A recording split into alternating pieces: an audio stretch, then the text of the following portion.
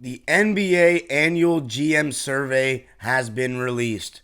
And as you'd expect, the LA Clippers got some glowing reviews from league executives. Picked as the team to improve the most and the third favorite to win the championship, is it time to finally shed the underdog mentality and embrace being favorites?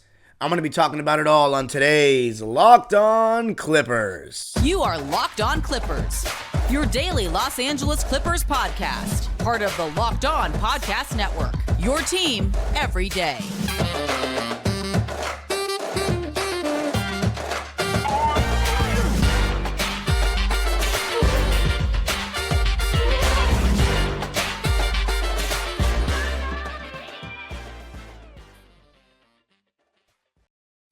Yes, sir. You are locking in with the Clips. Thank you for making Locked On Clippers the first listen of your day, your team every day. I'm your host, 18 years a Clipper fan, Darian Vaziri. You can find me on Twitter and Instagram at DimeDropperPod. I have my own YouTube channel known as Dime Dropper, where I go live after LA basketball games and, of course, take Clipper vlogs when I attend games and various LA sporting events. And I'm also big on the history of the NBA, so if you're into that, go subscribe. And if you're a basketball fan, go subscribe. But for today's episode, I did talk a couple of weeks ago about an ESPN survey, but the real deal, the annual GM survey that's released every year and causes, headlines and people to talk about it, including myself here at Locked On Clippers. We're going to talk about it today. And the Clippers are a big topic of discussion here because they are a championship contender.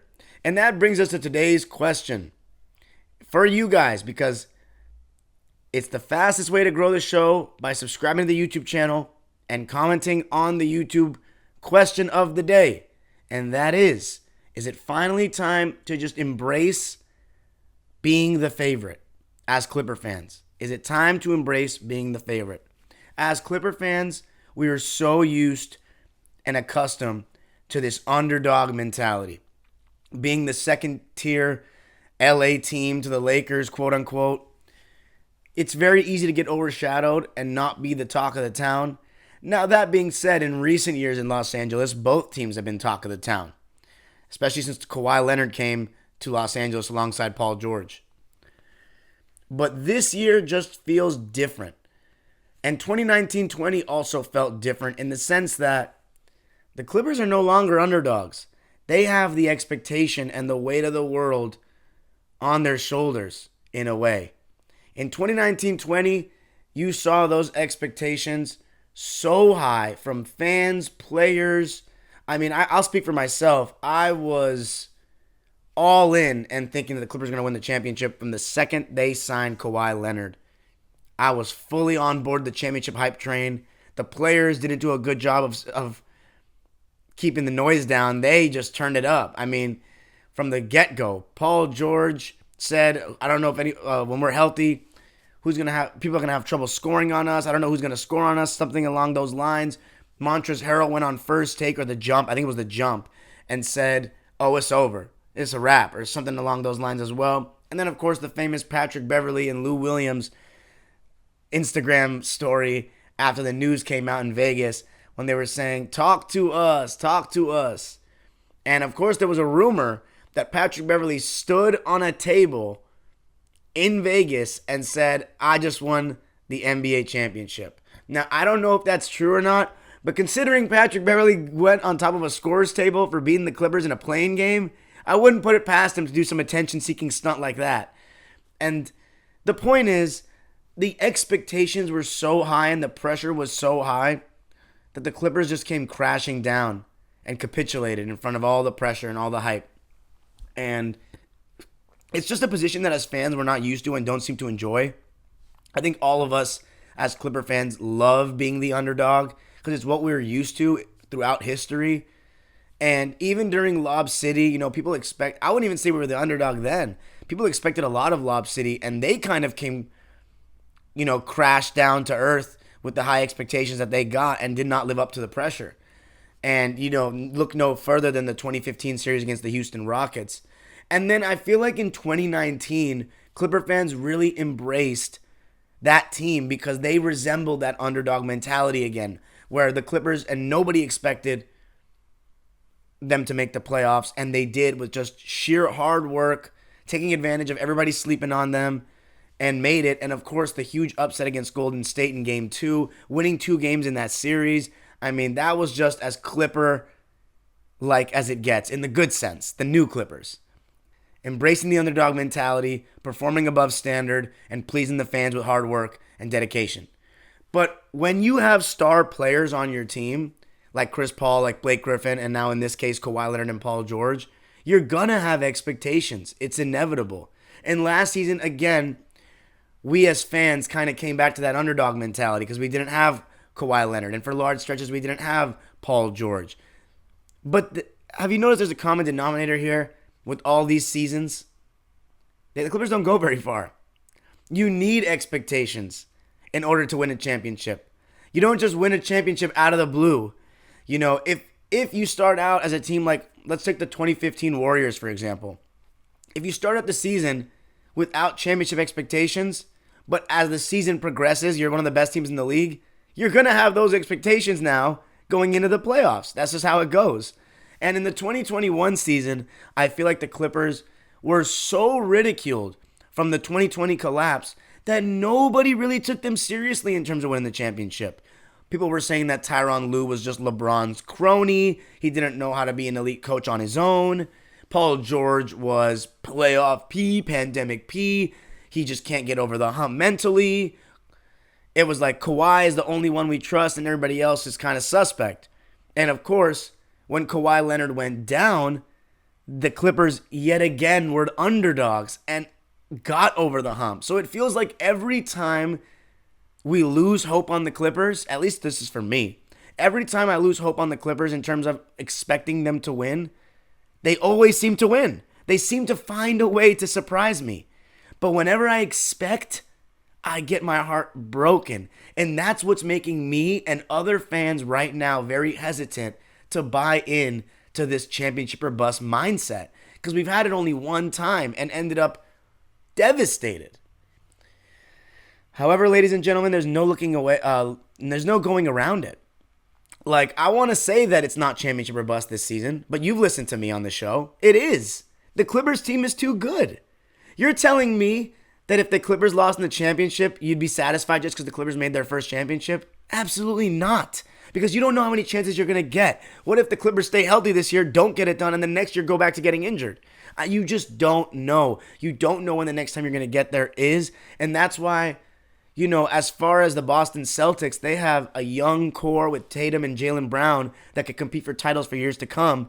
But with Milwaukee having Giannis in his prime and these other teams strengthening, you just don't know if the Celtics are going to get back there this year or in the near future. I mean, I think they personally are going to win a championship in the next 5 years, Boston. But that's an estimate. There's no guarantees in this business. And the Clippers, again, going to the conference finals and losing, even though if it's to the Warriors, I still think that's disappointing. Because if we get to the conference finals with Kawhi and Paul healthy, there's no excuses. I mean, if you were to tell somebody or yourself, ask yourself, if someone was to tell you that when we got Kawhi or when the Clippers got Kawhi Leonard, by the way, I'm just going to say this right now because I haven't said this on the podcast. The toughest part about doing this show is not saying we. Okay, guys, I've been used to saying we for the Clippers my entire life. It's second nature. I've been here for 18 years. It's so hard. It's so hard. So I'll actually, secondary question in the comment section. It's not going to be the pinned one. But do you prefer if I say we or does it sound too fanboy-y? Because you know what's funny? A lot of you guys have criticized me in the comments for being too negative sometimes and being too critical of certain guys. So if you guys like me fanning out and stuff like that, because it seems like a lot of Clipper fans just love people being diehard Clipper fans and relate to that, then please, by all means, say that we like you saying we don't care, it's fine. Because that's like second nature for me. But the point is, in 2020, I was heartbroken at the result because I expected the championship. And now I have to expect the championship again. So my question was, if somebody had told you when the Clippers had signed Kawhi Leonard and Paul George that they wouldn't win a championship in the first 3 years, you'd probably say that's a disappointment. I would have said it's a disappointment. I mean, I wasn't going to be, if somebody had said if you don't win the first year, would it be a disappointment? I'd say no, it's just the first year. But 3 years? Yeah, I'd say it's a disappointment when you get Kawhi and Paul George in their primes. But obviously, unforeseen circumstances like Kawhi Leonard missing an entire season were not in those predictions. But now we're at season 4 of this Kawhi and Paul George era. And it's really just put up or shut up. There's no way around it. And so for the actual results of the GM survey, the Clippers ended up getting the third most votes for which team will win the 2023 NBA Finals. The Milwaukee Bucks were number 1, and the Golden State Warriors were number 2. The Clippers were number 3 with 21% of the vote. I have no problem with that. ESPN, the mix of execs, scouts, and GMs, picked the Clippers with the most votes to win the championship, which, again, I think is a little too much pressure. I think the Bucks and the Warriors are fair picks considering they're the last 2 champions and the Clippers have never been in the finals and obviously have all the questions surrounding them health-wise. But there's no way to deny that it's championship or bust, and it's time to embrace it. And I'm going to be going more in depth about the GM survey and the results that pertain to the Clippers coming up, and also tell you the best way to cope and the best way to attack this upcoming season in terms of championship or bust and embracing that mentality. We'll be talking about that coming up. The Philadelphia 76ers are plus 3.5 on opening night against the Boston Celtics. Considering the moves they made in the offseason, DeAnthony Melton, PJ Tucker, Montrezl Harrell, and a slimmed and trimmed James Harden, according to himself, I would not be opposed to placing a bet on the Sixers to beat the Boston Celtics on opening night, especially after the whole Ime Udoka scandal. There's a lot of tension around the Celtics, a lot of question marks.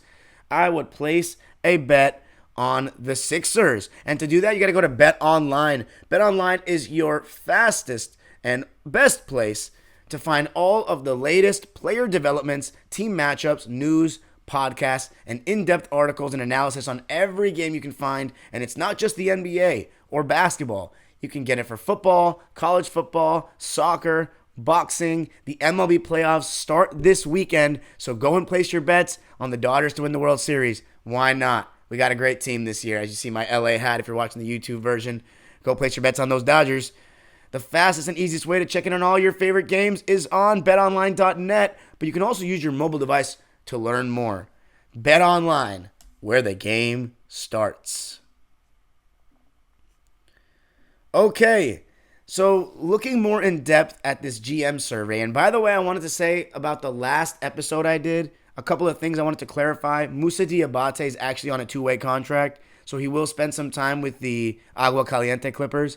And then you also have Brandon Boston, who's on a guaranteed contract. So those are not the guys in question. We have one more 2-way contract to give out, so we'll see what the Clippers do with that.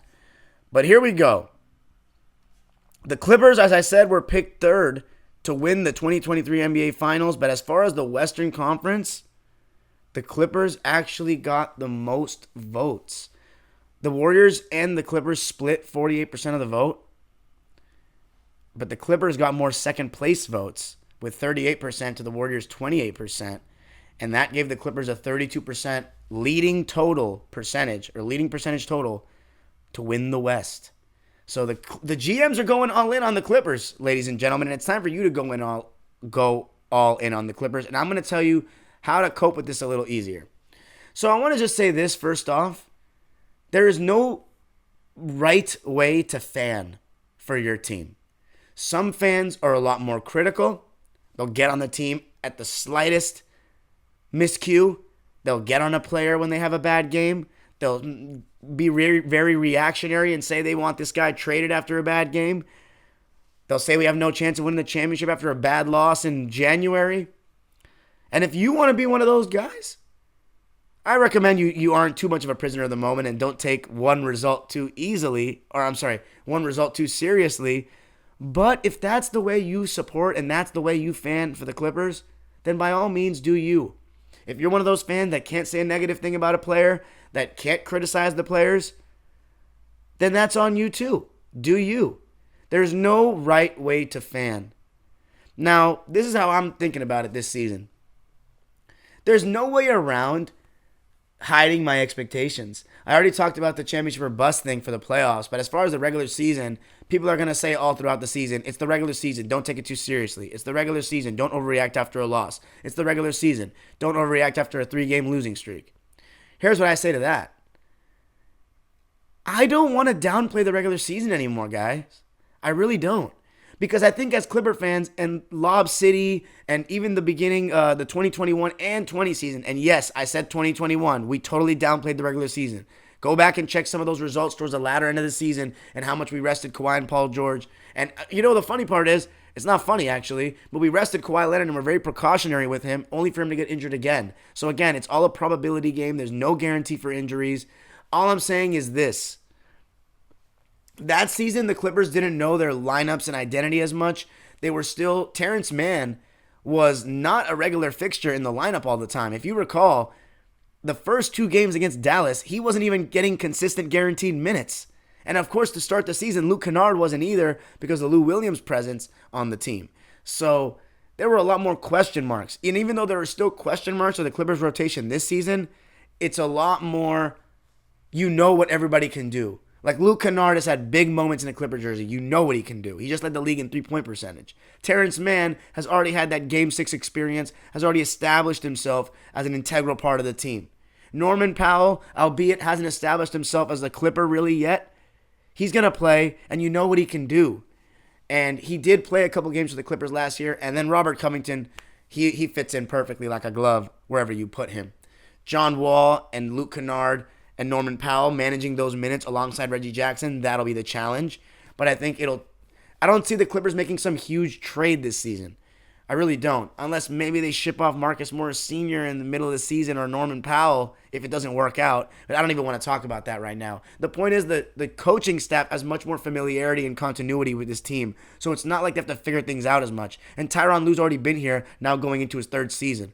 So the 2021 season, 2020, I still think it was just too much of a let's just be healthy for the playoffs and let's not care about what seed we get mentality, and I think that's wrong. Again, I'm going to repeat it. Only 2 teams have finished below the 3 seed and won the championship. The 95 Rockets and the 69 Celtics. And I do not think the Clippers, with all their bad luck and bad juju, are going to be one of those teams to do that. I think they have to get a top 3 seed, and to do that, they need to take the regular season seriously, play Paul George and Kawhi when they're healthy on games that are not back-to-backs. They should hopefully play almost all of those, and the rest of the players should play hard and take every game seriously. But I think they will. That's one thing with Ty Lue that the Clippers have done a much better job of, and that's the consistent effort. One thing with Glenn Rivers, you just didn't know what team you were going to get some nights. But with Ty Lue, they play very hard every night and make the fans proud, including myself. So if the Clippers lose one game to a bad team in the regular season, it's okay to be mad. It's okay to hold this team to a high standard and be reactionary about that. I just wouldn't fly off with takes like, oh, the Clippers are definitely not winning the championship because they lost to Orlando in November. You know what I'm saying? I would never say that. But if the Clippers put together a bad string of games and lose a couple games in a row and you have doubts about them winning the championship, that's fair. That's fair because when you are a championship contender, you're going to get every team's best shot, which is good. That prepares you for the playoffs, if anything. And the Clippers need to be ready for that. And as fans, you need to be ready for that as well. So, yes, there's going to be fans that downplay regular season losses. There's going to be fans that exaggerate what regular season losses mean. I plan on being a little bit of a middle grounder. On Dime Dropper, though, on my own personal channel, I'm going to really react like crazy because I want to give you guys a different side. But over here on Locked On, I'm going to be as level-headed as possible and always look at the bright side of things because as Clipper fans, we always tend to look at the bright side of things and should because there are a lot of bright things to look forward to this season. I just hope that there aren't many losing streaks and that they continue to get better as the season progresses and hopefully get that 60-win mark. And by the way, speaking of the 60-win mark, it's looking more and more realistic considering how great Victor Wembanyama and Scoot Henderson look. Because there are going to be teams when they think they're not going to make the playoffs around games 30 or 40, earlier than usual, that are going to start tanking. And those games are going to be easy pickings for the Clippers if they execute and play the right way. Even if Kawhi sits out, even if Paul George sits out, even if both sit out, playing against certain teams without their stars should be wins for this deep Clipper team. with guys like John Wall, Norman Powell, Luke Kennard, Marcus Morris, Reggie Jackson, guys that have just led a team to a 42-win season, and that's without John Wall and Norman Powell, really. So they have the potential and capabilities to do that. So that's a good sign for Clipper fans, guys. The tank season is going to be stronger than ever, which means that the Clippers can get some easy wins. But that being said, the main story or moral of the story here is you can fan however you want. If you want to take the regular season more seriously than other fans, do so. If you don't, do as you please as well. But I'm not going to lie, guys. I'm going to be hanging on every result this season. I really am. I really want the Clippers to get 60 wins. And is it the end of the world if they don't? No. But I would rather the Clippers have their best season in franchise history record-wise and surpass Lob City's mark. This team is much better than Lob City. But I know what you're going to say. Who cares if we finish with a better record than Lob City if we win the championship? Again, during the regular season, there are no guarantees of winning the championship. So I'm obviously going to be all in on those results. Come on, Clippers. Let's get a 60-win season. Let's get it, boys. And yes, as fans, I want to take every game seriously because, yeah, there's a tendency when you don't have the expectations like in 2019 and last season to not trip over losses and certain things like that because it's like, well, this team is not supposed to do this. This team is not supposed to do this. It's not the case anymore. As a Clipper fan in 2021 and 2020, you expect to win every game. You did.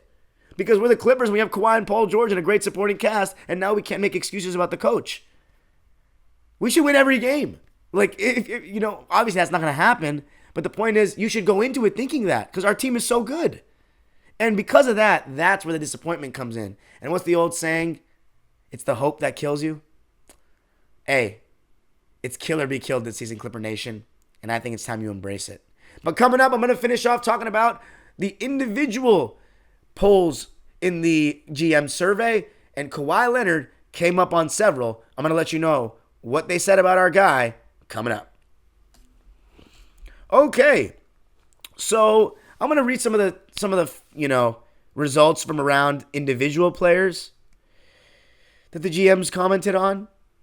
One was who was going to win the MVP, and Luka Doncic won that vote with almost half of it, 48%. And I think it's been a couple of seasons now that they've talked about Luka winning MVP, and he hasn't done it, mainly because the Mavericks' record hasn't been good enough. And I don't know if it'll be good enough this season, but considering Nikola Jokic just won with a 6 seed, you never know.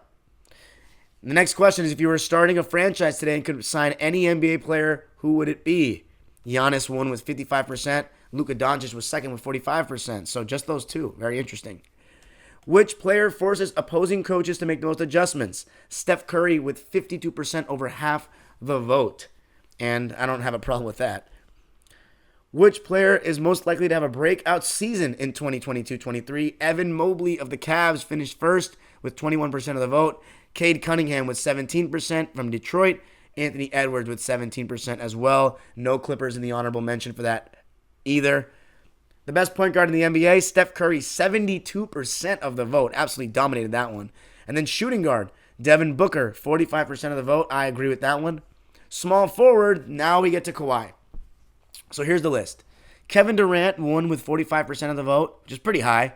I mean, maybe I disagree with the number, but I would pick Kevin Durant as well. Jason Tatum was second with 24%. Luka Doncic, he's a point guard. I don't know why they put him at small forward, so I'm just going to disregard that. LeBron had 10% of the vote, and then Kawhi Leonard came in at fifth, but really fourth if we don't count Luka, with 3%. And obviously, Kawhi is not going to be super high in that vote considering he's coming off the ACL tear, but I think Kawhi Leonard's right there with Kevin Durant when he's playing at his best. And considering what we saw in the preseason game, how aggressive he looked, how even though he said his legs felt heavy, I think he still looked better than I expected and didn't seem to lack that much elevation on his shot. I think that Kawhi will be right back in this conversation. Best power forward in the NBA, Giannis won with an overwhelming 86%. LeBron was second with 10%. And then center, it was Nikola Jokic with 79%. Joel Embiid with 17%.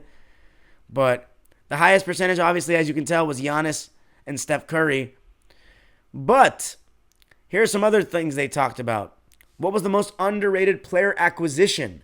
Number one was Malcolm Brogdon to Boston, but tied for second place, John Wall to the Clippers at 14%. So hopefully John Wall does really well. and surprises people, giving the Clippers what they need in terms of that penetration and court vision, finding guys driving and kicking or driving and dropping it off to big men and playing well in the pick and roll or playmaking well in the pick and roll. So hopefully, and obviously, as many of the Clipper players have said, John Wall's ability to add pace to the team, to push that pace, get the Clippers some transition points in which they've kind of lacked in the last couple of years. So John Wall, tied for second with 14% of the vote. Love to see that. And the overwhelming favorite and winner of the which team will be most improved in the 2023 season, you guessed it, your LA Clippers. 41%. Second place was the Cleveland Cavaliers with 17. But, I mean, there's no question about it, guys, right? The Clippers have to be the most improved team in the league. And they didn't even make any really major signings, just John Wall. It's like Kawhi Leonard's coming back as like a new signing. Norman Powell feels like a new signing because he only played 5 games. So it's a great time to be a Clipper fan. It's a great time to be a Clipper fan. Most improved. Obviously, the Clippers didn't make the playoffs last year, but they did finish 8th with a 42-40 record. And obviously, I said they should get 60 wins. If they don't get home court advantage in the first round or a top 3 seed, I'd be disappointed. But it seems like everybody thinks the Clippers will definitely get a top 4 seed and will be the most improved team in the league. So you love to see that. And then Kawhi Leonard still got some votes for best defensive player in the NBA and got third place for best perimeter defender in the NBA behind Marcus Smart and Drew Holiday. And I think that's a little bit generous considering that Kawhi doesn't usually guard the elite players for the majority of the game like these guys do. Marcus Smart, Drew Holiday, Mikal Bridges. Paul George actually got some votes as well. But Andrew Wiggins is also on this list. And these guys, their job is to go out there and guard the best player on the other team. Kawhi Leonard's job is not to do that anymore. That's what he did in San Antonio in his first when Duncan and Parker and Ginobili were still great players. But Kawhi doesn't have to do that anymore. And even though he's very good at defense still, great rotator, good around the basket, good hands, good laterally, can still guard really good players and elite players like we saw in the playoffs with Luka in the last 2 games of the series. I tend to give the credit more to what guys are actually doing, not what they can do. And Kawhi Leonard is getting a lot of respect and reputation garnering of these votes, in my opinion, because he just isn't asked to do those things anymore. So I think the Clippers, by the way, I think the Clippers' main best perimeter defender this year is going to be Terrence Mann. I think he's going to be the one that's guarding all the elite players, fighting over screens, and being the best defender the Clippers have at the point of attack. He's a workhorse. He's a dog. He's strong. He has great lateral ability. And I think Terrence Mann is going to show a lot of people how great of a perimeter defender he is and relieve Kawhi of that. But I'm interested to see how long this reputation thing with Kawhi in terms of like always being in these defensive conversations comes up. Because again, please don't get it twisted and make it seem like I'm saying that he's not a great defender still. He is. But he's used in a different way given his offensive load. He's only going to guard the best players, elite players at the end of games probably, if that. But with the switch everything scheme the Clippers have, you'll see him guarding just about everybody this season. So that's going to be interesting. As far as the best defensive team in the NBA, the Boston Celtics won very commandingly with 69%. But the Clippers also received some votes as well after the top 3 teams. And then best head coach in the NBA, Tyronn Lue was 5th with 5%. Love to see that. And Tyronn Lue also finished tied for 4th on which coach is the best manager / motivator of people. And when we talk about player management, look no further than what he's done with Paul George and Reggie Jackson. Reggie Jackson and Paul George, Paul obviously was coming off the most scrutinized postseason of his entire career, and he brought his confidence back tenfold. And then Reggie Jackson, he was moved to the bench the first couple of games of the 2021 season for messing around and taking bad shots. And ever since then, he came back in the lineup when Pat Bev got hurt. He's been a revelation. He's been unbelievable, fan favorite, won everyone over. He's just a face of the team now, and I couldn't love the guy more. Ty Lue needs a huge amount of credit for that, as well as Luke Kennard, who was hesitant to shoot when he first came to the Clippers, and Ty Lue started taking him out of games and yelling at him at practice, according to many people within the team, including himself, Kennard, and said, if you hesitate, I'm going to take you out. So I love that. So Ty Lue is absolutely in that conversation for best manager and motivation of people. And this one I love. Which head coach makes the best in-game adjustments? Ty Lue, number one with 55% of the vote. Tell me what you guys think of that, because I love to see that. And that's obviously going from his coming back down from 2-0 in 2 consecutive series with Dallas and Utah in 2021. Big adjustments made on the defensive end. Obviously, Kawhi Leonard and Paul George, mainly Kawhi Leonard, not switching off of Luka Doncic and fighting over screens. That made a huge difference. And then, of course, the small ball lineup against Rudy Gobert that totally took him out of the game and exposed the Jazz's weak perimeter defenders. So, Ty Lue, one of the best in the business, adjusting. But yeah, overall, guys, embrace the favorites mentality, because I think teams that win the championships have that mentality throughout the season. It's just that as Clipper fans, we've never been rewarded for that yet. But you got to believe that this is the one that's going to be different. I know every time we get our hopes up, we get crushed. But it's time to think that that may just not happen. Believe. As Clipper fans, all we've ever had is belief. And it's time to believe even more. And if you want to believe in the entire journey and follow me along it, you can follow me on Twitter at DimeDropperPod and Instagram at DimeDropperPod. And of course, to subscribe to my YouTube channel, Dime Dropper, for the closest look at the diehard emotions of a true Clipper fan. And of course, subscribe to Locked On Clippers. Thank you guys for getting us to 700 subscribers. Now it's time to get to 800. We need to surpass Locked On Spurs and become be the second to last team to get monetized and leave them on their island to get monetized. So make sure you answer today's question. Are you ready to embrace being the favorites? Is it time to finally embrace it? You let me know. Have a great day, everybody. Peace out. And you already know how it goes. Go Clippers.